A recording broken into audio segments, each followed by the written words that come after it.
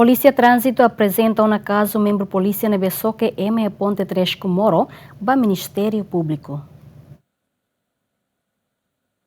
Vítima Saturnina Pereira nebe hetan soke usia escolto vice-ministro Comércio e Indústria e a Ponte 3 Comoro foi na lasne, a cotona isi Hospital Nacional Guido Valdares e a quinta madrugada horas tucuru a Robalong. Diretor Trânsito Segurança Rodoviária Nacional Superintendente Assistente Luiz da Costa Hateten, tuir processo acidente tráfego, Polícia Trânsito halo na identificação ba membro polícia ne, no Polícia Trânsito apresenta ona caso ne ba Ministério Público hodi halo processo. Ohin hau sim informação se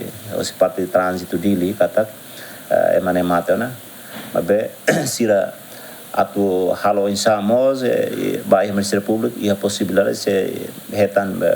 mediação ruma consenso ruma pronto né parte como mabe processo né ita